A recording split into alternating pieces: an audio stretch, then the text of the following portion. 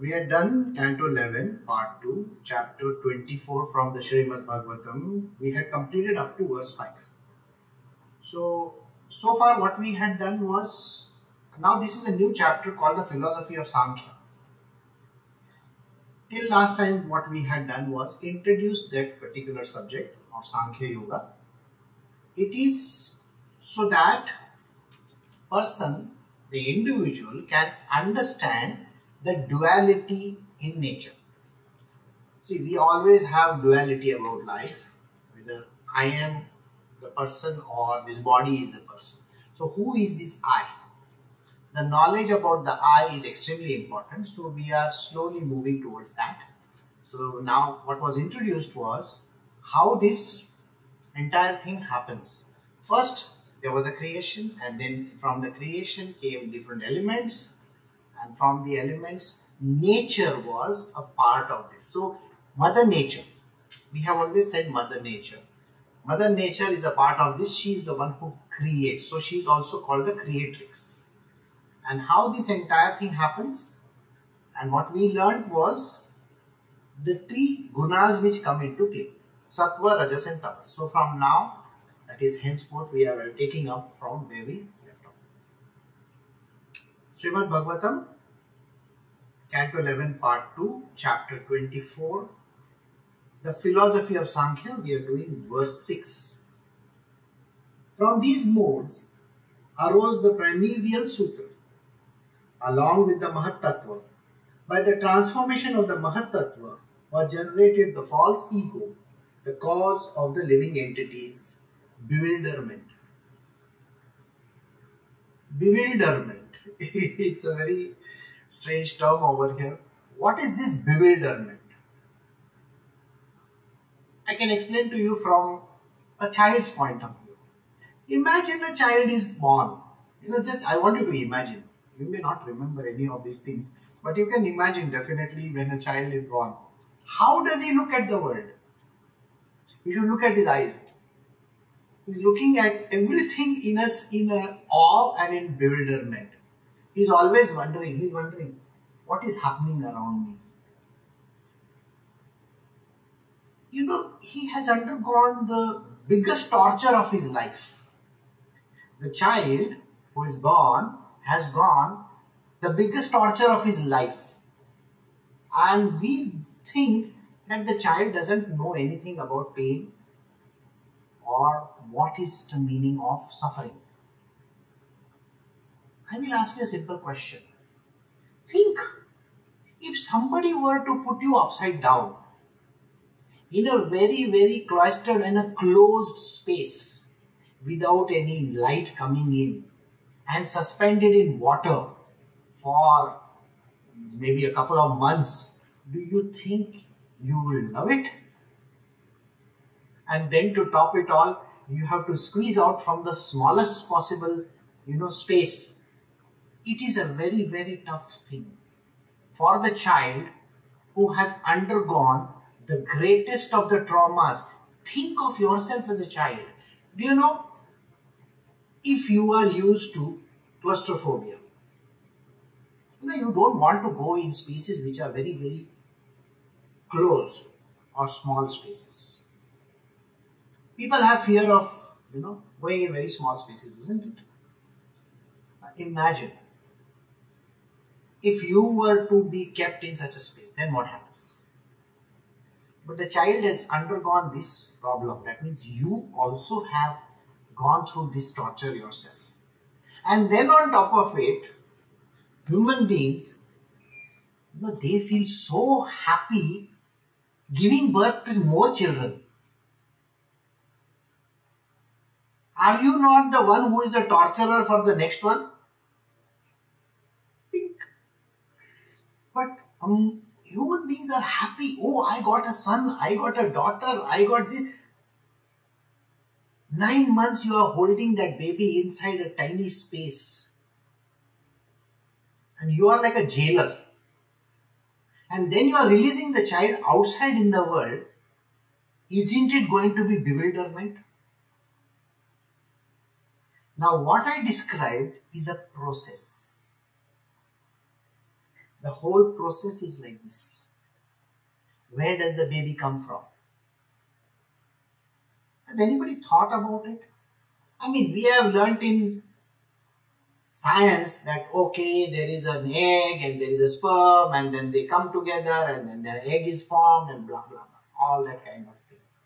And there is a self multiplication, and from that a zygote is formed, and from that zygote a child is formed. The first the hands, legs, heart, this, that, everything else forms. Of course, we have learnt everything like that. And you have seen even in the National Geographic channel everything. I'm sure most of you would love to watch National Geographic. You have seen the birth of so many creatures. And nowadays they have cameras fitted inside all over the place, so you get to see the child in a particular manner. Yes, of course, you have seen all that.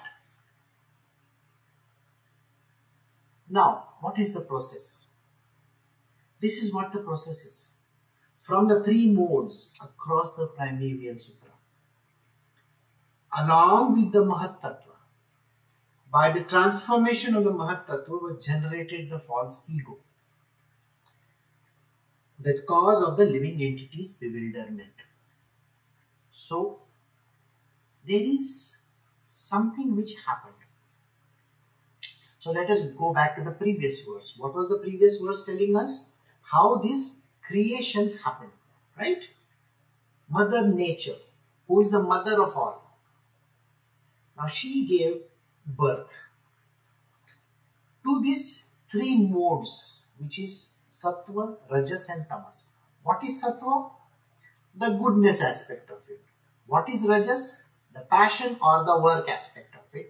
And the third one is ignorance aspect of it. So all these three, yesterday we learned why it is so very important to have all these three in the world, isn't it? We cannot have just one thing. We have to have the entire spectrum of things in our world. So for a conditioned soul to be there, you need all these three. Then from this Sattva, Rajas and Tamas, there are different things which come together. Total 16 elements, they combine in a different format. Now, this is not a class of the Tattva Bodh, so I am not going to give you a detailed analysis of how the creation happens, because Tattva Bodh by itself is a massive subject. So, let me just cut it short for you and say that elements come together, and all these elements come together in such a way, along with the different Sattva, Rajas and Tamas, they all combine together to form this entity. So, this entity first has something to say. I am existing. I exist. So, who is the one who exists? The I comes into the picture. Who are you? My name is so and so. Isn't that how we talk? Do we say that person is so and so? No. If somebody asks you, who are you? My name is XYZ. You don't say that this person is called. You don't say that, isn't it? And those who have been with me to meet some, my friends, Swamijis, have you heard them talk in a third person? They all speak in third person, isn't it? You know the way they speak in such a manner that Swamiji is saying like this. But you are the Swami, why are you saying Swamiji is saying like this? Did you get the point? So, all these great sages and saints, they do not talk in first person, because the moment you speak in first person, it is all about I, me, myself. You know that I, me, myself is so strong, isn't it? And the ego is so strong that you feel hurt the moment somebody punctures it. Just a little bit of puncture and you have finished. Now, coming back to our story. The false ego gets created. That means the entity called I exist happens, which is the cause of bewilderment. And the moment the I comes into the picture, what happens to the person? The person immediately says, where am I? The child looks around and says, where am I? Who are these people? Are they related to me? Do you get the point? The child is speaking like this, but we don't know much about it. Unless and until you are John Travolta. Okay? I'm sorry, that's a joke. That is. So, Look Who Is Talking is the name of the film, where the beginning itself, they have shown how, he's just talking in the background and how the baby gets created. So, that's why I said. False ego, which is the cause of physical sensation, the senses and the mind, encompasses both spirit and matter and manifests in three varieties, in the modes of goodness, passion and ignorance. This is slightly a difficult subject, so let us go about it from the child's point of view. Okay, so now we have a baby who is born, and the moment the baby is born, he looks around and says, where am I? Who am I? Who are these people? What am I doing over here? Maybe those are the questions that are going on. It is literally for everybody. Even you have said the same thing, but you don't remember that. So false ego, which is the cause of physical sensation. Do you know what the doctor does when the child is born? He gives one tight rap, tap, and the child starts bawling. Like that. Naturally, everybody is happy except the child. Imagine the moment you are born on a tender skin, you are given one rap. What happens to you? I'm sure you wouldn't want somebody to... You see, somebody wakes you up from your sleep also, you get irritated. Now here, as a child, you are given one tight rap, and there you are supposed to bawl out loudly. Like that. Then everybody is happy. You start breathing. So many days you were not breathing inside, isn't it? You were suspended in that liquid placenta. So when the child is born, what happens the moment he comes out? He starts breathing in this outside air. One day you are not doing that, and the next moment you are doing that. Imagine you are a fish, and today you are living in the water, and tomorrow you are supposed to come outside and breathe. Do you think that is okay with you? No. So did you understand how much of a trauma the child actually goes through? You have to understand this. We think giving birth and the baby will be very, very happy. It's not real. The moment the child is born, this is what he goes through. It's a cause of physical sensation. He goes through the physical sensation. First and foremost, you are suspended in water, the liquid. And now, he is supposed to face this air, and his skin and his mouth and his face and everything is outside. How does he feel? The sensation comes to him. The senses start acting. So what does the doctor do? The doctor wants to find out whether he can cry. Number one, the breathing starts. Sometimes the child opens the eyes, sometimes it doesn't. Then it happens. Hearing. The hearing begins. And all the action connected to the senses and the sense organ starts reacting to this universe. So the senses start. And then the mind. Now think, the mind has just woken up. What does the mind do? The mind immediately starts the process. Do you know when you put on your computer how it comes on? You have to log in and so on and so forth. There's a process. Right? In olden times, when we used to put on the tube light, it would take at least half a minute to it will come out. But today, you put on that light, comes on immediately, isn't it? Our mind is like that. It's not like a tube light, by the way. It comes on immediately. The moment you are born, it is in action. So, we say in our school, we have said in school, oh, this fellow is a tube light. When someone doesn't know how to do things properly, we have always called him a tube light. But think, mind is not a tube light, it comes on immediately. With the senses, the mind becomes active immediately. What does it do? It encompasses spirit and matter and manifests in three varieties. There is one problem in our world. We always think every human being has a soul, one soul. So everybody has a soul. Sorry, that is not the truth. Everybody doesn't have an individual soul. This is a wrong statement. There is only one soul, and that is called the super soul.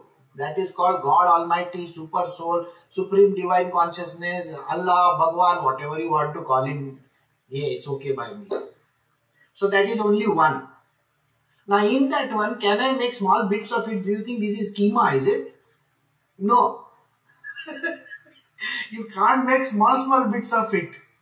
That soul is one only. You can't make small bits of it. Okay?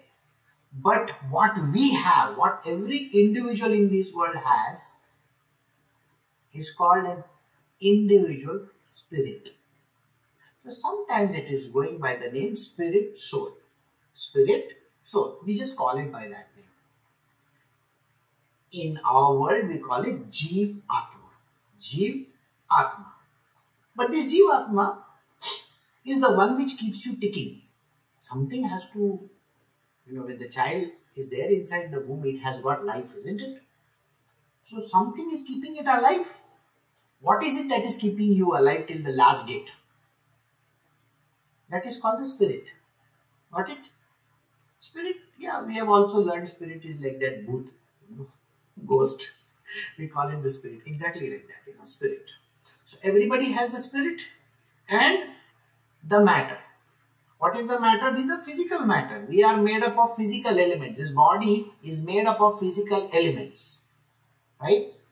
For simplicity, I am not going to say carbon, hydrogen, oxygen and all that. I am not going to say those words. We are going to simply say that it is made up of 5 elements. Right? The 5 elements are what? Air, water, all those, earth.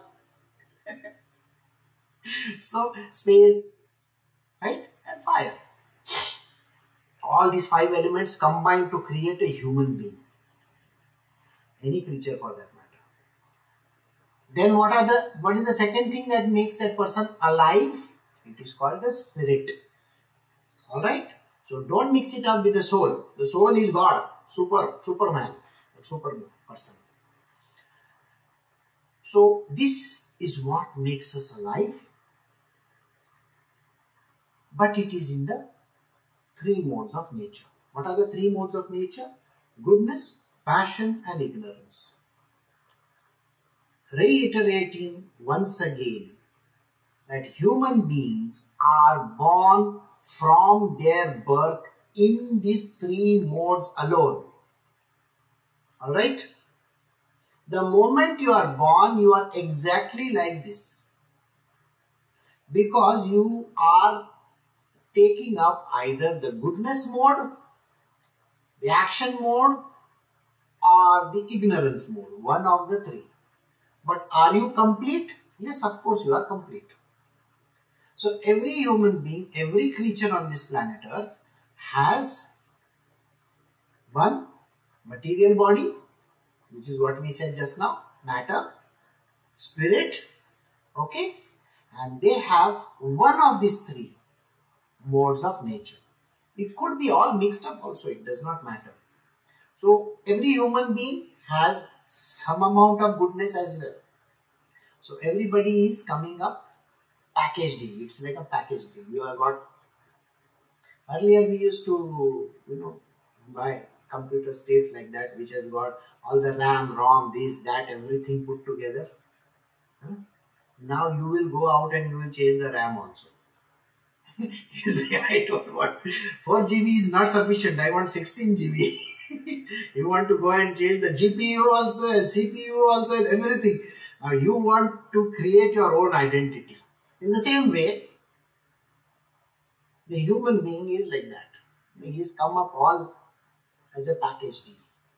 From the false ego, in the mode of ignorance, came the subtle physical perception from which the gross elements were generated.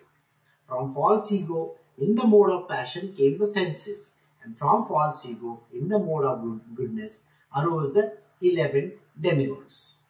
Now this is very slow. We have to take it from here. The false ego. I told you, I got created. See, we have taken the example of a baby, okay, for understanding purpose. But this, what we are speaking over here is not the baby. We are talking about how this universe or this world or anything for that matter comes into being. Comes into being means becomes alive, something happens. So it is just an example which is given to you. That is the reason why I am talking about computers and human beings and so on and so forth. So it is an example for your understanding purpose. So again coming back to how these 3 modes of nature, Sattva, Rajas and Tamas. That means how does goodness react? Right? How does passion react? And how does ignorance react in this world? What do they do? What does these 3 things in nature do to us? To anything. Us means human beings also and this universe as well. What does it do? From the false ego, in the mode of ignorance, came the subtle physical perceptions. What are the physical perceptions that you have? Subtle physical perceptions. Do you know when? Can you hear a sound? You see, there is a bee buzzing somewhere. Can you hear it? Somewhere you will hear zzz like that, isn't it? Suppose you are in a place where you find that the crockery is breaking somewhere. You can hear it. Yes. When you are passing from near, say, a restaurant, can you get the nice smells of coffee being brewed over there? Or maybe some idli, dosa, something is happening. Of course, you get all the smells, isn't it? You can hear, you can smell, you can see also. You see, before the sunrise, do you see that red glow in the sky? You see the red glow, a little bit of tinge of orange reddish glow, and then the sun will rise. So you get what is called as a subtle perception. You get an idea about something. It's called idea, right? What is the idea? Oh, I think that is what it is. So did you get the idea about subtle perception? Now, let us say we go to the next one. I have spoken about the smell, I have spoken about hearing, I have spoken about seeing. Taste. Do you need to be told how an imli tastes, how tamarind tastes? No. I don't think you need to be told. The moment you see a tamarind, if you go to the market and you see tamarind, you will immediately do this, isn't it? Exactly what happens. Then touch. How does the touch work? I'm sure you know that. I don't need to express it to you. So this is what subtle perceptions are in the universe.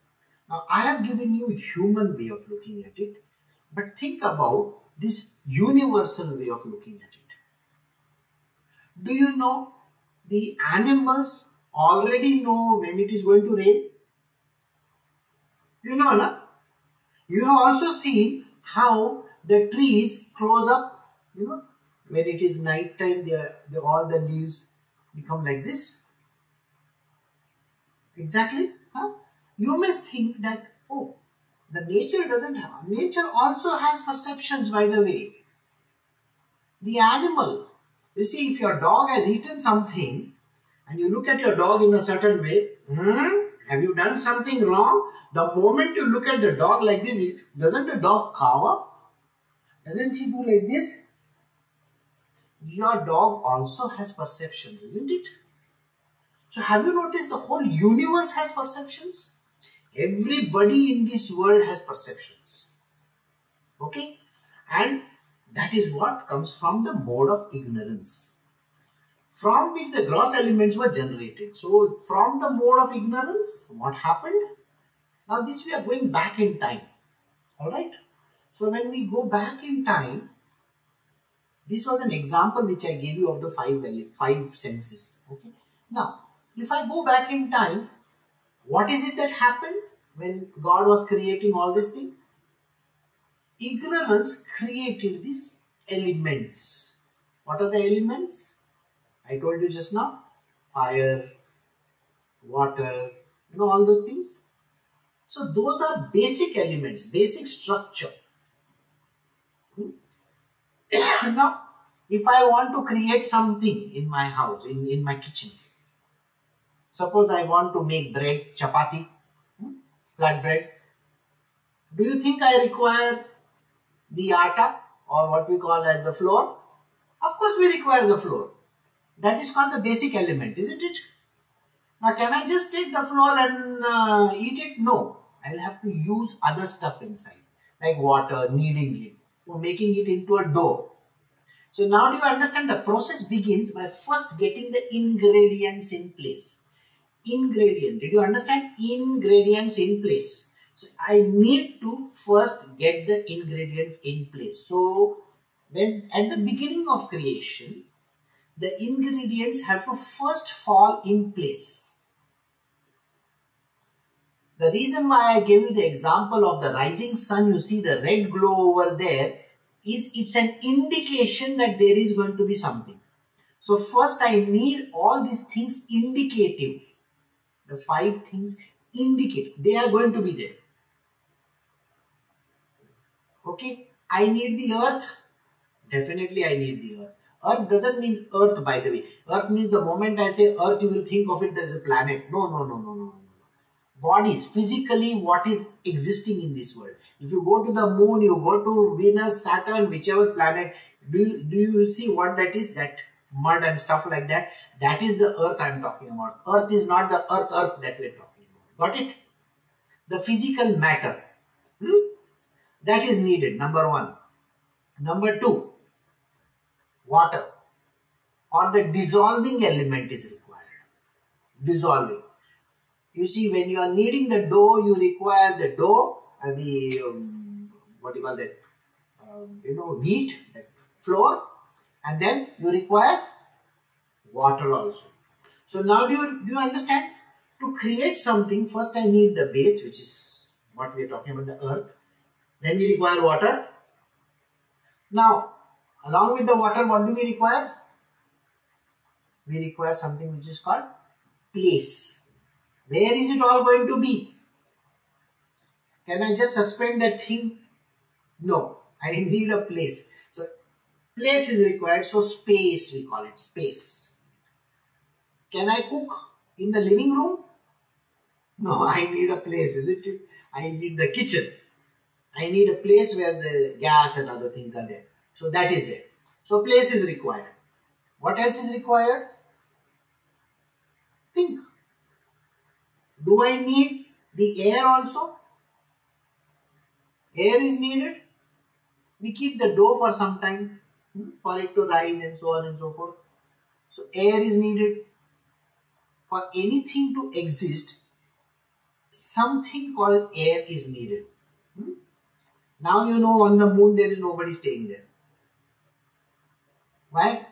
No air. You'll have to take your backpacks with all that air in it and go over there, and then yes, you can live over there. So air is needed, and the last thing that is needed when I am making chapati or that bread, what do I need? Fire. So now did you understand these 5 things are important for anything to exist?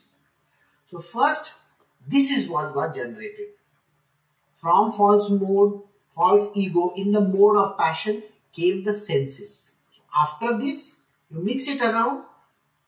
See, if you just take the flour, does it have any smell or anything? No, it is having no such smell.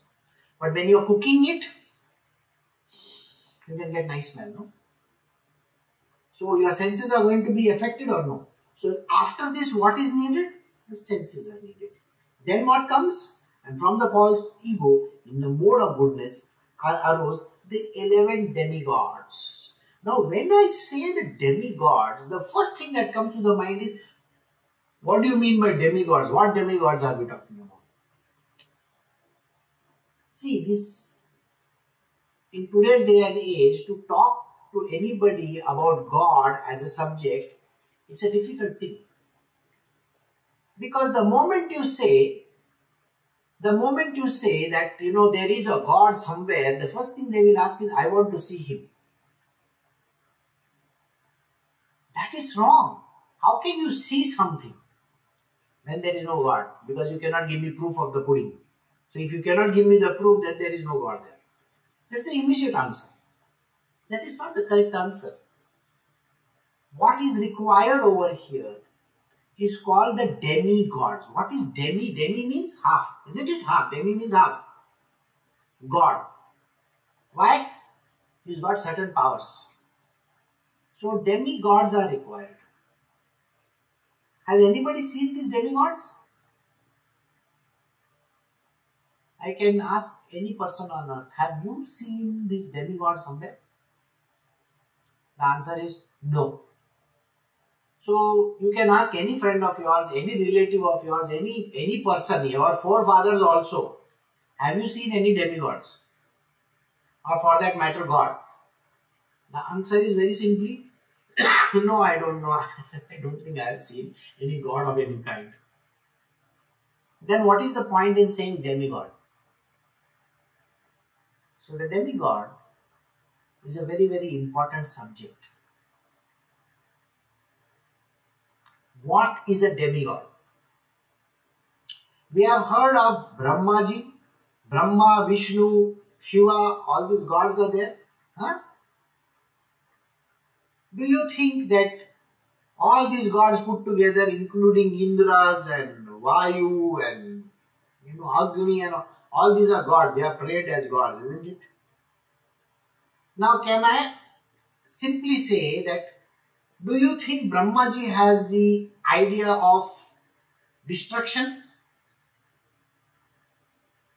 No. Brahmaji can only create. He is God, the creator. The one who creates. Correct? Brahmaji has got limited power. Got it? He's got very, very limited power. His power is creation. He cannot do destruction. The last God, Shivji, can he create? No. He's got limited power called destruction only. He cannot create. Like that, if you look at all these gods that are there in the Indian pantheon, you will find that there is, Agni Dev and this and that. Now you think Agni is fire god. You think fire god can create water? No. Can water god create fire? No. So everybody has a limited power. Have you seen that? Now the next question of yours would be, where are these gods? I just now explained to you, they are called P-O-W-E-R, power. They are in the form of power inside every created being. Got it? You, me, and the whole world around us have these creative powers. What are the creative powers? The creative power of connected to birth. Can a human give birth to a child? Of course. Can you destroy? Can you kill? Yes, of course. Can you sustain? When you are taking care of your own children, are you not sustaining them? Yes, of course. So you have powers of all the three gods put together. Now do you understand what these demigods are? Demigods are powers within you. You are the framework of this entire universe. You are the one which holds this universe. The kingdom of God is within you. The kingdom which we talk about, everything, everything is within you. So, do you have the fire? Do you know a man can spit fire from anywhere? From the mouth also. We can talk whatever we want, blah, blah, blah, blah, blah, blah, blah, blah, blah. And we can destroy somebody's career, somebody's life also by speaking, right? We say, fiery speech. This person is giving a fiery speech. Do we say these words? Yes. But we have never understood what fiery speech stands for. When you say that my stomach is burning, what are you talking about? The fire within your stomach, isn't it? Definitely. That which is creating that power within. So every person has got every individual element in them. These gods which you are talking about, elementary gods, these are called demigods.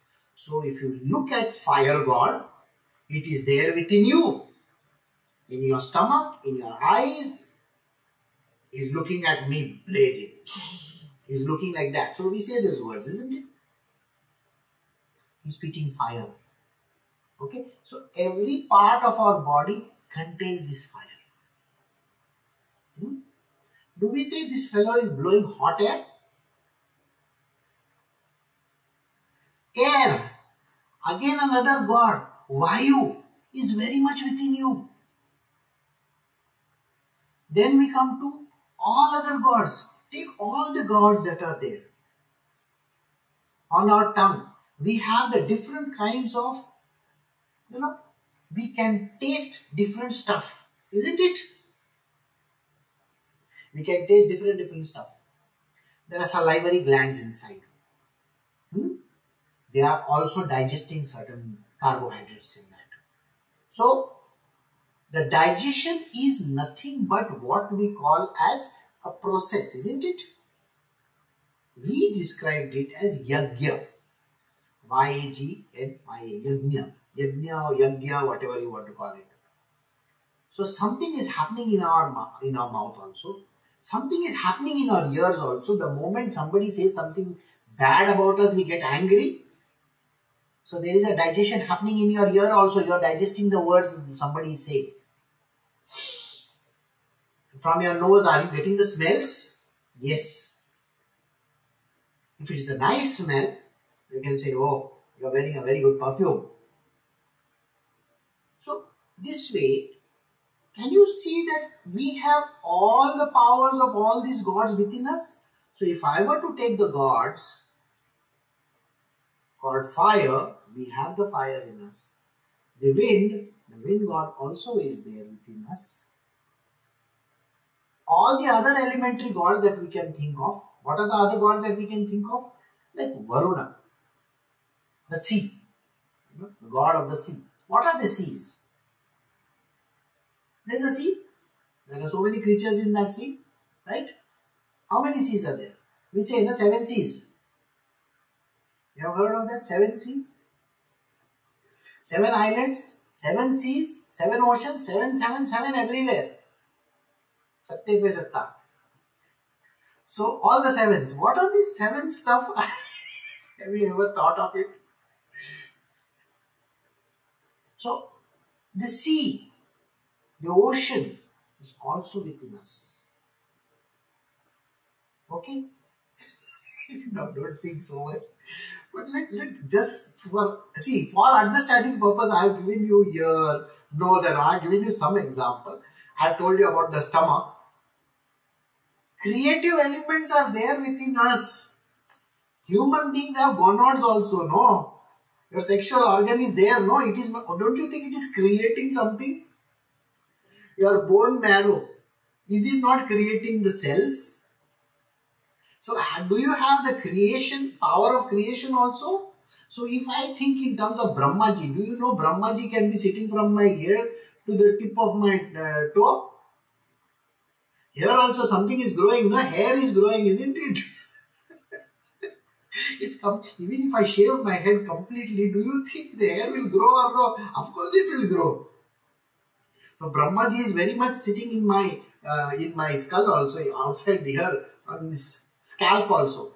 Okay. So like that, all the gods if you get, they are all sitting all over your being. And that is the reason why all these deities, we call them what? Demigods, half god. Why?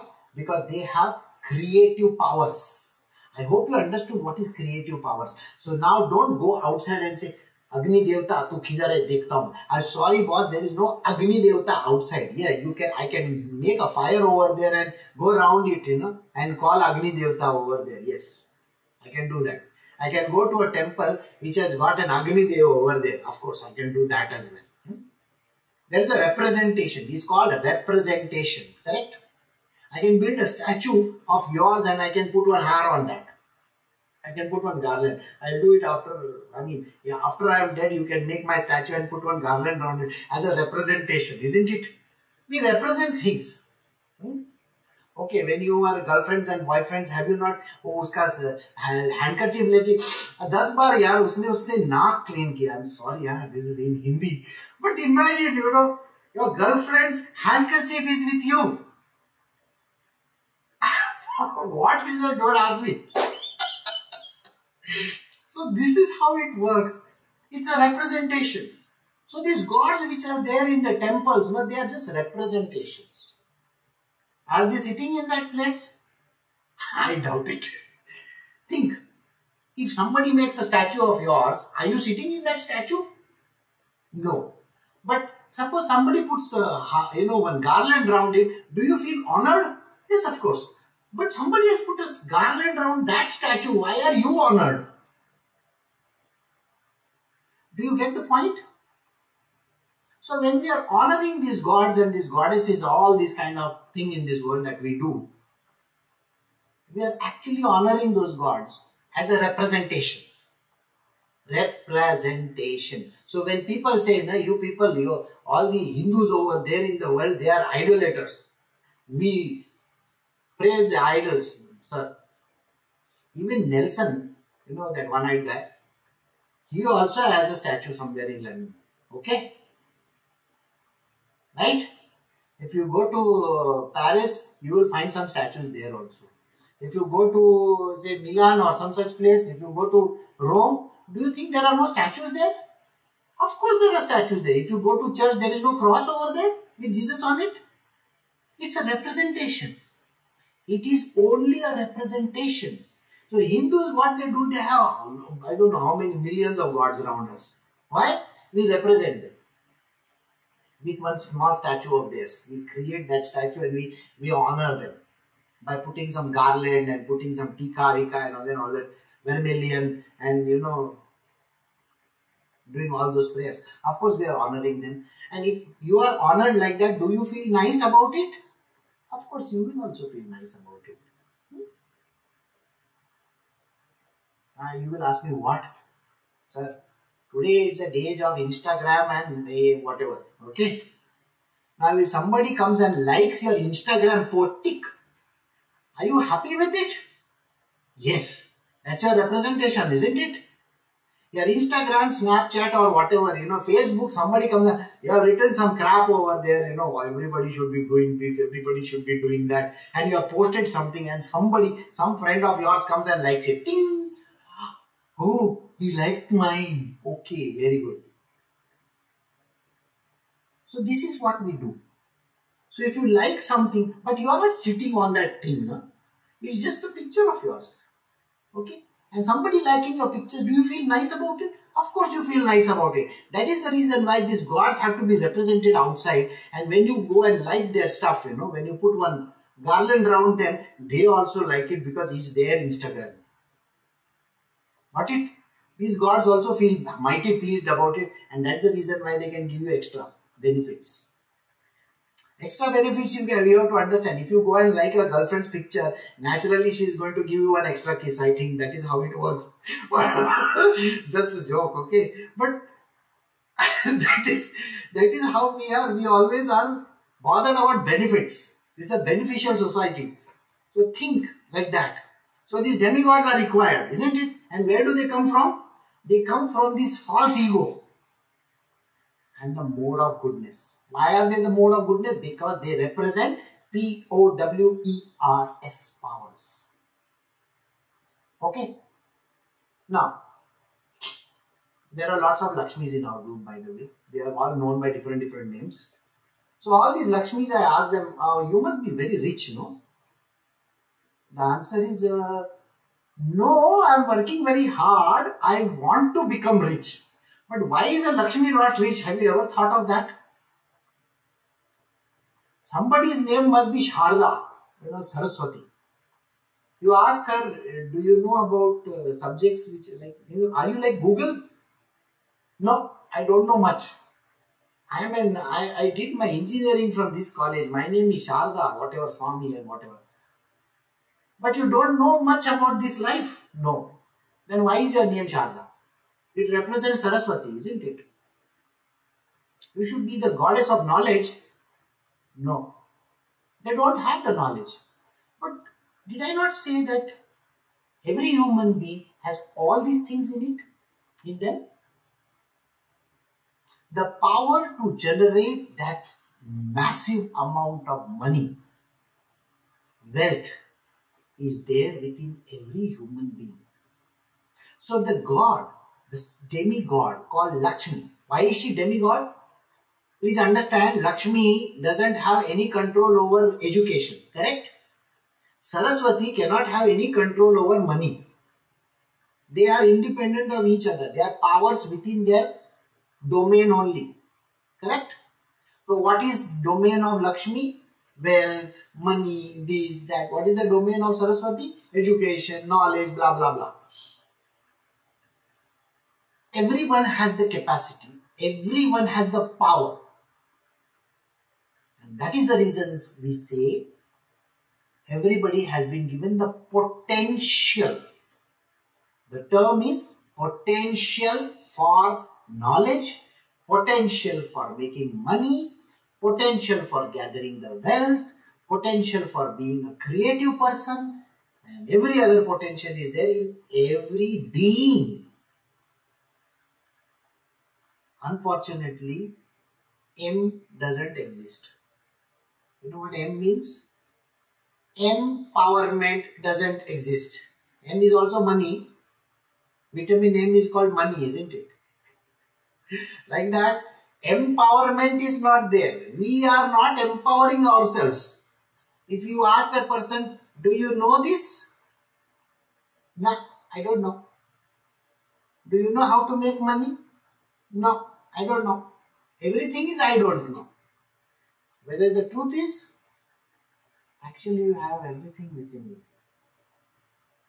Everybody can get empowered provided they do something about it. But unfortunately, man is not interested in doing anything. They can give a million reasons why they cannot do anything. Isn't it? This is a problem in the world. If I say, can you do this? Or let me think about it. So, now I hope you understood that demigods are representative of power within every human being. And when we put a statue of theirs outside, we are just representing them. Got it? Now, if I take a very old god, you know the way if I, maybe 1,000 years ago, 2,000 years ago, the god is supposed to have some, nice face, one mukata, that crown on top of the head. He will be half naked over here. He will have some nice arms around that. Why are they representing God like that? Because somebody from that yuga drew that God like that. Okay?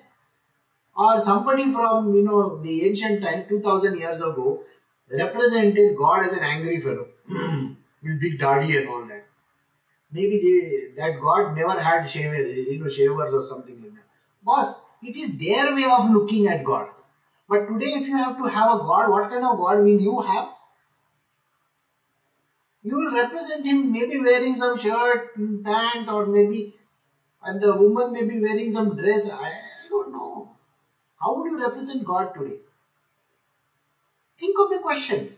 When your children are going to ask you the question, how does your God look like? You're going to give that old story, is it? Oh, he has one mukut over here, and he has one Dhanush Chavan. Sorry, boss, today he's going to have, all the latest of the ICBMs and the weapons that you want, okay? He may be riding in an F-16s or whatever, 22 or 35 or something like that. We don't know. Today's God may be sitting with one button, nuclear button, like that, and the whole world will blow. Don't know about that. So what is your God look like? What does your God look like today? He looks like an alien, is it? Jadoo. Come on. Today you represent God in a very, very strange manner. What you can think of.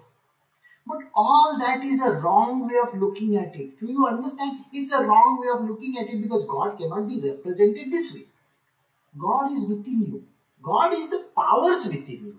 The power within you. So did you get this verse clearly? From false ego, in the mode of ignorance, came the subtle physical perception, the idea to know something, from which gross elements were generated. Gross elements, I have already explained to you, there are elements which are generated, they got created. From false ego, in the mode of passion, came the senses. How do you understand what does the earth do and what does this do and what does that do? Only through your senses, isn't it? And then from the false ego in the mode of goodness arose 11 demigods. When you have all these senses and everything in place, do you not want them to do something with your life? So that's something which we do. We create money. Why? Lakshmi is within us. We learn a lot of things. We get educated. We have knowledge. Saraswati is within us. This is a goddess of education. And even in all this Greek and other mythology also, they also had these kind of gods and goddesses. It's just a representation. Please understand this. These are powers within a human being. So, these powers exist. Impelled by me, all these elements combine to function in an orderly fashion and together give birth to the universal egg, which is my excellent place of residence. Now, we are again going back to the... See, all these was examples for you to understand what are the ramifications of what was being taught. But we are going back to the creation once again. When the creation was happening, all these elements came together. And when all these elements combined in different formula, when you have C and H, this carbon and hydrogen, that is one thing. C, H and O gives another thing. C, H, O and N gives another thing. You understand what I'm talking about, isn't it? C and H is carbon and hydrogen. Do we call them hydrocarbons? Yes, we have studied in school. Hydrocarbons. I combine oxygen with it. What happens? Carbon, hydrogen and oxygen. If I take the biggest thing, carbohydrates we call it, isn't it? C, H and O, isn't it? C6H12O6 is what? A kind of a carbohydrate, sugar we call it. I have to remember all my good old days. Yes, what is C6H12O? Okay, so carbon, hydrogen and oxygen gives us carbohydrates. C, H, O and N gives me what? Proteins, isn't it? Okay, understood. Now, in this material world, what are they? Even a virus has that. So, you are as good as virus, isn't it? CHO and N. Little strands of virus, it can create so much problem for us. Yes. So, all these elements, when they come together, they create objects. Different stuff, isn't it? So, when I go deeper into the earth, I take out the crude oil. When I take out the crude, can I break it down into so many different things? Yes. Can they be combined? Yes. right? In the same way, I'm just giving you of elements like this, carbon, hydrogen, oxygen. I'm telling you about letters A, B, C, D till Z. Okay? Can I create A, B, C together? C, A, B. Correct? C, A, B means a cab. Does it create an object? Of course it created an object. C, A and B. If I join them together, they create an object in our mind, isn't it? Like that, think all these elements when they came together, the 5 elements, all the tattvas, everything, all this, they came together. What happened? Combined to function in an orderly fashion. They will always come in an orderly fashion. We think there is chaos in this universe. No. Everything falls in place. Correct? So when that falls in place, it creates an element. Did I say ABC? No. I said C, A, B. Isn't it? Did it fall in orderly fashion? Yes.